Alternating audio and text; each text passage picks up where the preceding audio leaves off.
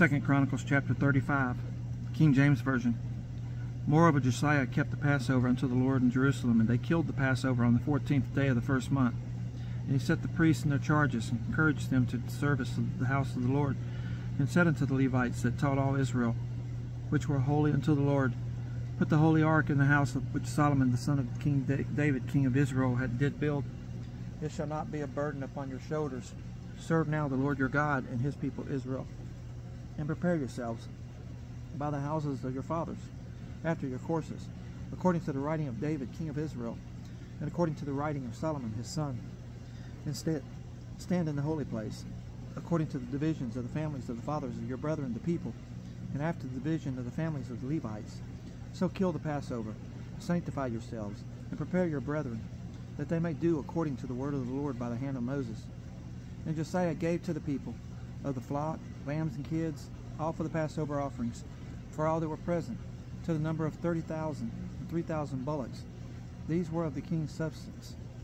And his princesses gave willingly unto the people, to the priests, and to the Levites. Hilkiah and Zechariah and Jehiel, rulers of the house of God, gave unto their priests for the Passover offerings 2,600 small cattle and 300 oxen. Conaniah also, and Shemaiah, and Nathaniel his brethren, and Hashabiah, and Zeel, and Jozabad, chief of the Levites, gave unto the Levites for Passover offerings 5,000 small cattle and 500 oxen. So the service was prepared, and the priests stood in their place, and the Levites in their courses, according to the king's commandment. And they killed the Passover, and the priests sprinkled the blood from their hands, and the Levites flayed them. And they removed the burnt offerings, that they might give according to the divisions of the families of all people, to offer unto the Lord, as it is written in the book of Moses. And so did they with the oxen. And they roasted the Passover with fire according to the ordinance. But the other holy offerings sod they in pots, and in cauldrons, and in pans, and divided them speedily among all the people.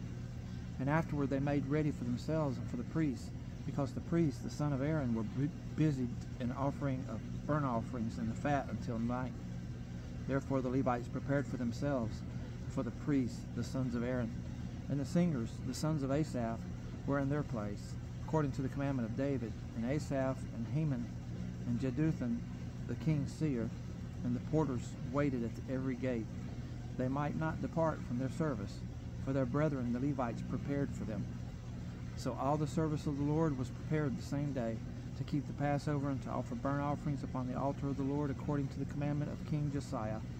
And the children of Israel that were present kept the Passover at that time, and the feast of unleavened bread 7 days. And there was no Passover like to that kept in Israel from the days of Samuel the prophet, neither did all the kings of Israel keep such a Passover as Josiah kept.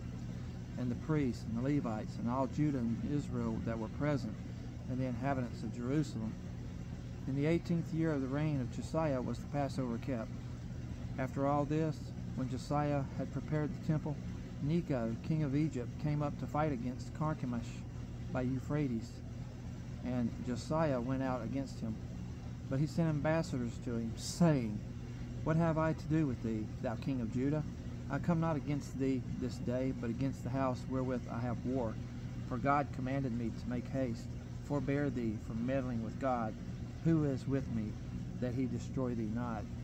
Nevertheless, Josiah would not turn his face from him, but disguised himself, that he might fight with him, and hearkened not unto the words of Necho from the mouth of God, and came to fight in the valley of Megiddo. And the archers shot at King Josiah, and the king said to his servants, Have me away, for I am sore wounded.